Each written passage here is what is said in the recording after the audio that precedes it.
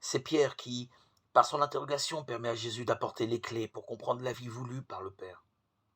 En proposant de pardonner jusqu'à 7 fois, Pierre pense avoir atteint la perfection. Dans la Bible, c'est la signification du nombre 7, mais Jésus va plus loin dans la démesure, la surabondance.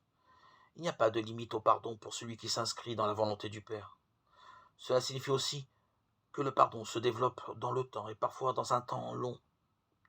Le pardon est un chemin qu'il faut prendre et reprendre sans cesse, avec des avancées et des reculs.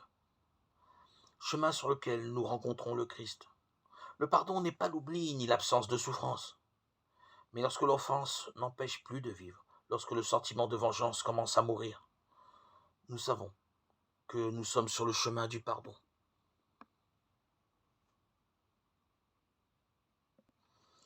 La parabole qui suit, de l'évangéliste Matthieu 18-25, ne semble pas en rapport direct avec la question de Pierre, mais permet à Jésus de redire la place centrale que doivent avoir la miséricorde et le pardon dans son Église.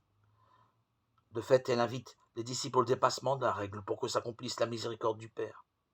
Face à Dieu, nous sommes comme cet homme qui est redevable d'une somme invraisemblable, l'équivalent de 60 millions de journées de travail pour l'époque. Nous sommes des débiteurs insolvables. Il nous sera toujours impossible de rembourser nos dettes, mais Dieu, saisi de compassion, accorde infiniment plus que ce que nous demandons. Il pardonne inlassablement nos fautes, toutes nos offenses. Pour le disciple, ce mouvement d'amour divin doit se traduire concrètement dans sa vie, dans les petits pardons. Matthieu 6-12. Pardonne à ton prochain le tort qu'il t'a fait. Alors, à ta prière, tes péchés seront remis.